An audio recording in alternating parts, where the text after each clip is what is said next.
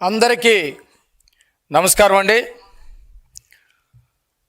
ఈరోజు జగన్మోహన్ రెడ్డి ఎంత పోకడలు చూస్తూ ఉంటే జగన్మోహన్ రెడ్డిని నమ్ముకున్నటువంటి వాళ్ళు పార్టీ వాళ్ళైనా వాళ్ళతోటి వ్యాపారస్తులైనా ఆయన కుటుంబ సభ్యులైనా వాళ్ళని జైలుకి పంపించేదాకా వాళ్ళ జీవితాల్ని సర్వనాశనం చేసే వరకు వాళ్ళని వదిలిపెట్టే పరిస్థితి లేనట్టుగా కనపడతా ఉంది. ముఖ్యంగా మొన్న కొమ్మినేని శ్రీనివాసరావు జైల్లో ఉంటే ఆయన తప్పు చేసి జైలుకి వెళ్తే రాష్ట్రంలో ఉన్నటువంటి మహిళల మొత్తాన్ని అవమానించే విధంగా ఆంధ్ర ప్రజల మహిళల్ని వేశ్యలతోటి పోలుస్తూ కృష్ణరాజు మాట్లాడితే వ్యంగ్యమైనటువంటి వ్యవహారాలు చేస్తూ హాస్యాన్ని పండిస్తూ రాష్ట్ర పరువు తీసే విధంగా రాష్ట్ర మహిళల యొక్క మాన ప్రాణాలని అవహేళన చేసే విధంగా మాట్లాడి జైలుకి వెళ్తే కొమ్మినేని అట్లాగే కృష్ణరాజు కొమ్మినేనికి సుప్రీంకోర్టులో బెయిల్ ఇస్తే స్వతంత్ర పోరాటంలో విరోచితమైనటువంటి పోరాటం చేసి ఆయన జైలు గోడలు బద్దలు కొట్టుకొని బయటకు వచ్చినట్టుగా జగన్మోహన్ రెడ్డి మాట్లాడడం, జగన్మోహన్ రెడ్డి మీడియా వ్యవహరించడం, వాళ్ళకి సంబంధించినటువంటి కార్యకర్తలు దాని మీద ప్రెస్ మీట్లు పెట్టి కొమ్మినేనికి బెయిల్ వచ్చింది, ప్రభుత్వానికి చెంపదెబ్బ, ప్రభుత్వం సిగ్గుతో తల ఉంచుకోనని మాట్లాడతామంటే ఇంతకంటే దౌర్భాగ్యం, ఇంతకంటే నీచం ఇంకా ఎప్పుడు మనం చూడలేమనుకోవటం కూడా పొరపాటే. ఇంతకంటే దిగజారడేమో జగన్మోహన్ రెడ్డి, ఇంతకంటే నేర ప్రవృత్తిని ప్రదర్శించడేమో జగన్మోహన్ రెడ్డి అనుకున్న ప్రతిసారి జగన్మోహన్ రెడ్డి నేర ప్రవృత్తిని ప్రదర్శిస్తూనే ఉన్నాడు. ఇంకా కిందికి దిగజారిపోతూ ఉన్నాడు. కనీసం పశువులాగా కూడా ప్రవర్తించలేని స్థితికి జగన్మోహన్ రెడ్డి వెళ్ళినట్టు కనపడతా ఉంది. కొమ్మినేని శ్రీనివాసరావు ఎందుకు జైలుకి వెళ్ళాడో తెలీదా? రాష్ట్ర ప్రజలు చూడలేదా? మీరు సుప్రీంకోర్టులో ఒక బలవంతమైనటువంటి బాగా డబ్బులు ఖర్చు పెట్టి ఒక మంచి లాయర్ని పెట్టి వాదించి ఉండొచ్చు. ఆ వాదించినప్పుడు వాళ్ళు కూడా కోర్టులో ఉన్నటువంటి వాళ్ళు మేము కోర్టు మీద మాట్లాడకూడదు కాబట్టి కోర్టులో ఉన్నటువంటి వాళ్ళు చాలా రకాల విషయాలు గమనంలోకి తీసుకొని ఆయనకి బెయిల్ ఇచ్చి ఉండొచ్చు.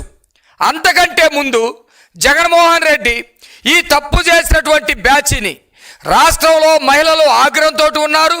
వాళ్ళు రోడ్డు మీదకి స్వచ్ఛందంగా వచ్చి ధర్నాలు చేస్తూ ఉన్నారు, నిరసనలు వ్యక్తం చేస్తూ ఉన్నారు. కాబట్టి ఇలాంటి తప్పు జరగకుండా ఉండాల్సింది నా ఛానల్లో జరిగింది కాబట్టి, నేను నిర్వహిస్తున్న టీవీలో జరిగింది కాబట్టి, నా దగ్గర జీతం తీసుకునేటువంటి వ్యక్తులు అపహాస్యం చేశారు కాబట్టి, నేను కుక్క బిస్కెట్లు వేసినటువంటి జర్నలిస్టులు ఈ విధంగా మాట్లాడుతూ ఉన్నారు కాబట్టి నేను రాష్ట్ర ప్రజలకి క్షమాపణ చెబుతున్నానని జగన్మోహన్ రెడ్డి మాట్లాడితే కూడా బాగుండేది. కానీ జగన్మోహన్ రెడ్డి ద్వారా ఆంధ్ర రాష్ట్ర ప్రజలు క్షమాపణలు అయితే కోరుకుంటున్నారు కానీ జగన్మోహన్ రెడ్డి దగ్గర నుంచి ఏ రోజు కూడా క్షమాపణ రాలేదు. మీరు చూడండి, ఈరోజు చాలా పెద్ద తప్పు చేసినటువంటి కొమ్మినేని శ్రీనివాసరావు అట్లాగే కృష్ణరాజు విషయంలో జగన్మోహన్ రెడ్డి రాష్ట్ర ప్రజల్ని క్షమాపణ అడగకపోగా ఎవరైతే దాని మీద ధర్నాలు చేశారో లేకపోతే వాళ్ళు మండిపడ్డారో వాళ్ళ మీద చెప్పులు రాళ్ళేయించేటువంటి పరిస్థితి చేసుకొచ్చాడు. ఇంకా వాళ్ళకి సంబంధించినటువంటి మాజీ ఎమ్మెల్యేలు రోజా కానీ లేకపోతే ఇంకొకరి చేత అనేక మంది చేత అదేమి తప్పు లేదు, అది చిన్న విషయం అనే మాట్లాడేటువంటి ప్రయత్నాలు కూడా జగన్మోహన్ రెడ్డి చేశాడు. ఇది పెద్ద ఆశ్చర్యమేం కాదు, ఇంతకంటే ఇది పెద్ద ఘోరం. ఇంతకంటే ఘోరాలు జరిగినప్పుడు కూడా మాట్లాడలేదు. స్వయాన అనంతబాబు అనేవాడు వాళ్ళ డ్రైవర్ సుబ్రహ్మణ్యాన్ని కేవలం వ్యక్తిగతమైనటువంటి గొడవతోటి అత్యంత క్రూరంగా చంపి డోర్ డెలివరీ చేస్తే జగన్మోహన్ రెడ్డి ఏమన్నా రాష్ట్ర ప్రజలకు క్షమాపణ చెప్పాడా? ఆ రోజు ముఖ్యమంత్రి హోదాలో చెప్పలేదు. లేదు 4 గోడల మధ్య అతన్ని ఏమన్నా రే నువ్వు తప్పు చేస్తున్నావని చెప్పాడా? చెప్పలేదు. చెప్పకపోగా రెడ్ కార్పెట్ వేసి పోలీసుల చేత సెల్యూట్ చేయించి మేళాలు తాళాలతోటి ఊరేగించాడు ఇదే జగన్మోహన్ రెడ్డి. అలాంటి వ్యక్తి ఈరోజు కొమ్మినేని బెయిల్ మీద వచ్చాడని పండగలు చేయకుండా ఎట్లా ఉంటాడు? అలాంటి స్వభావం ఉన్నటువంటి వ్యక్తి వాటర్ని కొట్టి వాటర్లు లైన్లో నుంచొని ఎందుకు రాకంటే ముందుకెళ్తున్నాం అని చెప్పేసి వాటర్ అడిగితే వాటర్ని పట్టుకొని కాలర్ బట్టి చెంప పగలగొట్టినటువంటి అన్నబత్తి శివకుమార్ని ఏమయ్యా, వాటర్లు దేవుళ్ళు, వాటర్లు ఓటేస్తేనే మనం ఎమ్మెల్యేలుగా మంత్రులుగా ముఖ్యమంత్రులుగా గెలుస్తాం, ఓటర్ల మీద చెయ్యి చేసుకోవటం తప్పు అని ఆ రోజు జగన్మోహన్ రెడ్డి ఏమైనా మాట్లాడాడా? అన్నబత్తులు శివకుమార్ బ్రహ్మాండంగా చేశాడు, అద్భుతంగా చేశాడని చెప్పి మాట్లాడినటువంటి నీచుడు జగన్మోహన్ రెడ్డి. సరే, ప్రజాస్వామిక వ్యవస్థలో ఓట్లు వేయడం అనేది ప్రజల యొక్క హక్కు. ఆ ఓట్ల విషయంలో అతనికి తక్కువ ఓట్లు పడుతున్నాయని ఈవీఎంల బద్దలు కొట్టినటువంటి పిన్నెల్లి రామకృష్ణారెడ్డిని ఏమన్నా, పిన్నెల్లి ఓట్లనే ప్రజాస్వామ్యంలో మన భవిష్యత్తుని నిర్ణయిస్తాయి, ఓట్ల ఈవీఎంల జోలికి వెళ్ళకూడదు, వాటిని ఎందుకు పగలగొట్టామని చెప్పేసి వాళ్ళనేమన్నా మాట్లాడాడా ఆ రోజు? పిన్నెల్లి ఏమయ్యా, ఆయన ఏం చేశాడు? ఈవీఎంలు పగలగొడితే తప్ప ప్రజాస్వామ్యంలో అతను ఏదో ఓడిపోతున్నాడని భయపడ్డాడు, ఈవీఎంలు పగలగొట్టాడు, ఇది తప్ప అని చెప్పేసి అతన్ని ప్రోత్సహించాడు. ఇలాంటి ఒకటి కాదు రెండు కాదు, కోర్టుల్లోకి వెళ్ళి కోర్టులు ఫైలు తగలబెట్టినటువంటి కాకానీని కూడా అతనేంటా 2 ఫైళ్ళు తగలబెడితే తప్పయిందా? అతనికి కేసు భయం ఉంది, ఫైళ్ళు తగలబెట్టాడు, తగలబెడితే తప్ప అని చెప్పి మాట్లాడాడు. వ్యవస్థల మీద నమ్మకం లేదు, రాజ్యాంగం మీద నమ్మకం లేదు, ప్రజాస్వామ్యం మీద నమ్మకం లేదు. ప్రజాస్వామ్యాన్ని కూనీ చేసే వాళ్ళని, ఈవీఎంలు తగలబెట్టే వాళ్ళని, కోర్టు ఫైళ్ళు తగలబెట్టే వాళ్ళని, హత్యలు చేసి డోర్ డెలివరీ చేసే వాళ్ళందరూ కూడా నువ్వేం చేసావు? వాళ్ళు హీరోలుగా చేసావు. ఈరోజు కొమ్మినేని కూడా అదే హీరోలాగా చేయాలని చూస్తున్నావు. వీళ్ళందరి జీవితాలు ఎటుపోతాయి? కాకాని జైలుకి వెళ్ళి కూర్చున్నాడు, నందిగామ సురేష్ జైలుకి వెళ్ళి కూర్చున్నాడు, పిన్నెల్లి రామకృష్ణారెడ్డి జైలుకి వెళ్ళి కూర్చున్నాడు. వీళ్ళ జీవితాలు మొత్తం జైలుకి వెళ్ళి నువ్వు జైలుకి వెళ్ళబోతా ఉన్నావు.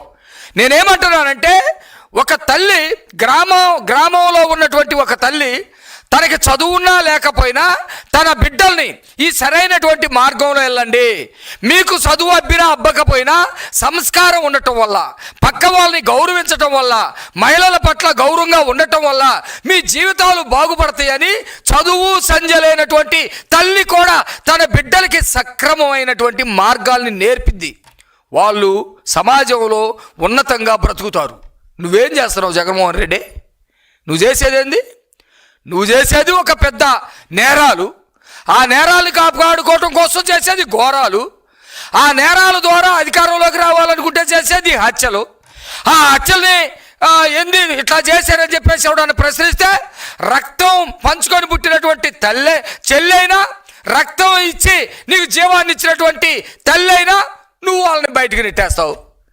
నీలాంటి వాడు రాజకీయాల్లో ఉండటం అంత నీచం ఇంకొకటి లేదని చెప్పేసి నేను ఈ సందర్భంగా తెలియజేస్తా ఉన్నా. కోర్టుల్ని ఆ రోజు కూడా నువ్వు తప్పుపట్టావు. కోర్టుల్లో ఉన్నటువంటి వాళ్ళు ఫలానా కులం వాళ్ళు ఉన్నారు, ఫలానా కులంతో తీర్పులు వస్తున్నాయి, కోర్టుల మీద మాకు నమ్మకం లేదు, మేము ప్రజలు ఓటేస్తే ముఖ్యమంత్రి అయ్యారు, మేము గొప్ప, కోర్టులు గొప్ప అని మాట్లాడావు, మేము గొప్ప, రాజ్యాంగం గొప్ప అని మాట్లాడావు. అంబేద్కర్ కంటే నేను గొప్పవాడిని అని చెప్పేసి ఆ పథకం పేరు మార్చి నీ పేరు పెట్టుకున్నావు. ఈరోజు కొమ్మినేని విషయంలో కూడా కోర్టు ఏం చెప్పింది? కోర్టు ఆయన చేసినది మంచి పని అని చెప్పిందా? పనికి మాలిన పని చేసావు కానీ నిన్ను మందలిస్తున్నామని చెప్పింది.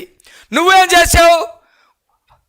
ప్రభుత్వానికి చెంప దెబ్బ, లేకపోతే ప్రభుత్వం సిగ్గుతో తలంచుకోవాలి అని చెప్పేసి మాట్లాడుతూ నీ ఛానల్లో ఏమని మాట్లాడతావు?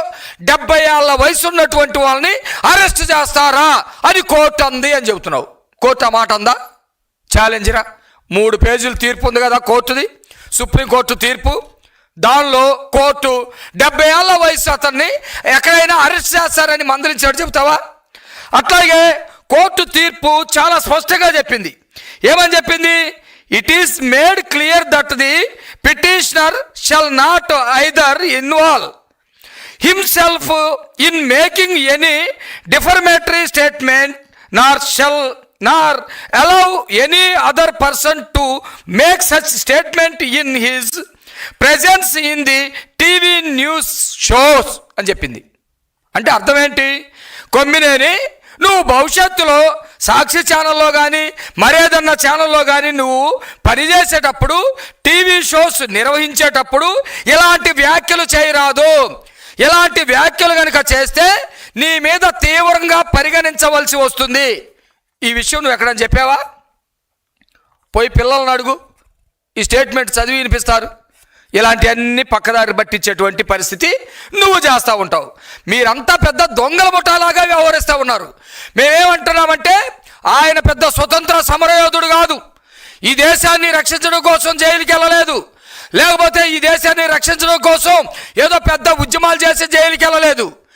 ఆయన నువ్విచ్చే జీతానికి కక్కుర్తిపడి నువ్వు చెప్పేటువంటి క్రిమినల్ యాక్టివిటీస్, మైండ్ గేమ్, లేకపోతే విచ్ఛిన్నకరమైనటువంటి కార్యక్రమాలు చేసేదానికి చేస్తూ ఉన్నాడు. కొమ్మినేని ఇదే మాట్లాడాడు. అయ్యా, చాలా విషయాల మీద విమర్శలు వస్తూ ఉన్నాయి, నా టీవీ షోస్ మీద కూడా విమర్శలు వస్తూ ఉన్నాయి.